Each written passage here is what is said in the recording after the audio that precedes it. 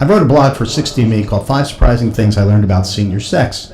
My father died at 49 in 1969. Mom was a couple years younger, and she chose not to remarry. That left her in a quandary because she liked to go out dancing 3 nights a week, and she did so into her 80s, so she needed a dance partner, and so there was no litany of courters and suitors over the years. So, the thought of your 80-year-old mom or dad getting it on can be kind of icky, right? Yet in retirement communities around the world, older folks are hooking up.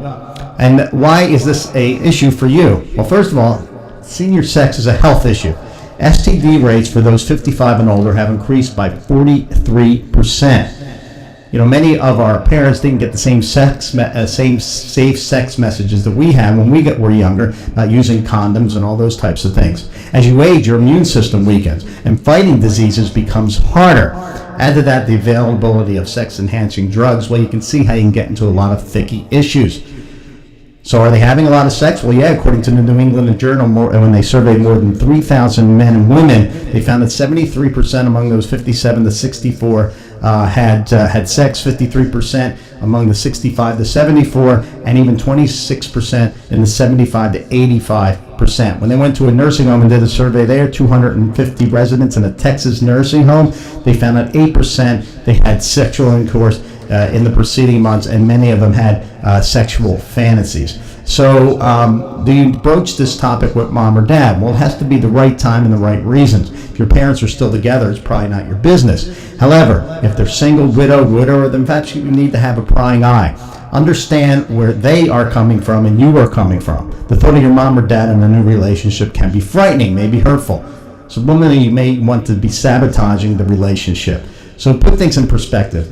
As you get older, touch is a basic human need, and sex is often as much about cuddling as it is about intercourse. It's natural to be curious about your parent's partner. So ask. You should have real concerns about their physical ability to have sex and their cognitive health to comprehend sexual, consensual sex. Does dementia end a healthy sex life? Well, here's a true story. A son walked in on his 95-year-old father in bed with his 82-year-old girlfriend in an assisted living facility. Both suffered from dementia. The son went ballistic. He removed the father from the home. After that, the woman stopped eating. She lost 21 pounds, was treated for depression, was hospitalized for dehydration, eventually died. Was that relationship real? Absolutely. If someone is in a home, you have to pointedly ask how relationships around sex are handled. If you really want to benchmark for this, instead of me spouting on here, go look up the Hebrew Home for the Aged in Riverside, New York.